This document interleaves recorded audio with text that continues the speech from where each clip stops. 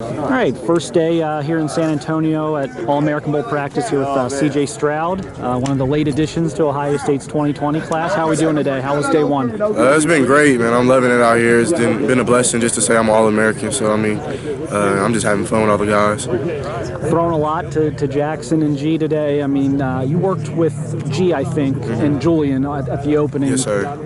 What have you seen out of your future teammates, and how excited are you, I guess, to have those kind of weapons coming in with you? I mean, those guys are, the top-notch receivers. I mean, I feel like they're the three best in the country.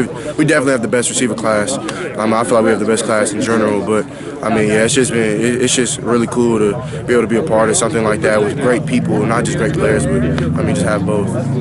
You were very private during your recruiting process. I think a lot of people thought Ohio State had a really good chance to get you, but, ultimately, what was it about Ohio State for you that kind of put them over the top? I feel like every school is special.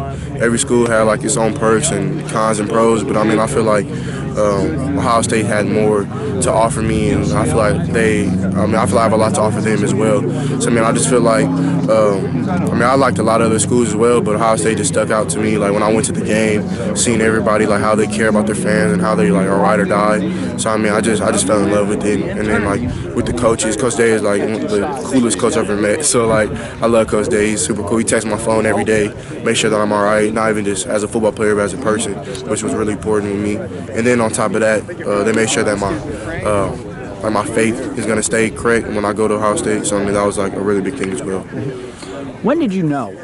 Did you have a feeling early on, or kind of when did maybe the light switch go on that was probably going to be Ohio State? I had like I always had like my top schools, and I feel like it came down to like Georgia and Ohio State, and I liked them a lot, and I liked the team up north a little bit as well. So I'm not gonna say that word, but yeah. So I like all schools. I feel like I wasn't making a bad decision no matter where I went. I just had to do what's best for me and my family, and I kind of felt like I knew, but I didn't know 100% because I haven't seen like the other places that I like. But like when I went on my official visit, even my mom came in my room and she started crying. She's like, "Yeah, this is the place," and I was like, "Let's do it." So that's the next day I told Coach Day. So Coach Day missed the college football playoff press conference. Yeah. He was with you, wasn't he? Yeah, he was at my house. Did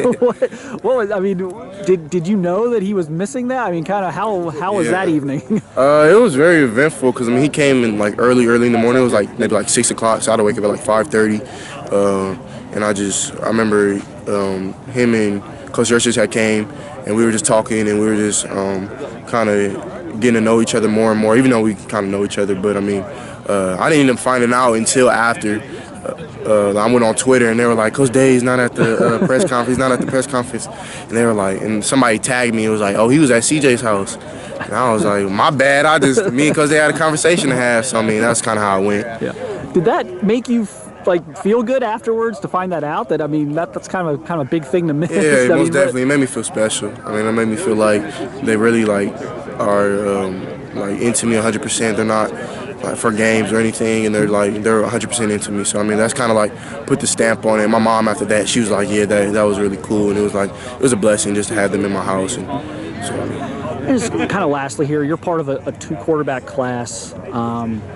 It takes a lot for two guys like you and Jack, very highly rated guys, had a lot of options, could have went just about anywhere in the country, but you're deciding to go to the same place and compete. What was that like, I guess, from your perspective, with Jack already being committed to join that situation? It seems like you guys are both very much open to competition, and just kind of seems to say a lot about your guys' competitiveness. Exactly. I feel like both of us are great quarterbacks, and both of us are going to have to compete. At the end of the day, it doesn't matter what anybody thinks or anybody says. We're going to have to go on the field and prove it in the weight room, prove it everywhere. So it's not like a beef or anything, or like me and him are evil towards each other. Me and Jack will be fine. I don't know. I haven't talked to him, but I feel like we're gonna be brothers day one. So it is what it is. I just my thought process on it was like Ohio State. They have a unique situation where Justin is gonna start, of course, because he's just Justin, and then after that they're kind of short, if you ask me. So I just feel like after that, whoever decides to stay, whoever decides to leave is going to play. So and I feel like the cream always rises to the top. So. Cool. Well, good luck the rest of the week here. Thanks, and we'll be watching it throughout practice, and we'll see you at Ohio State soon. Yes, sir. Much love.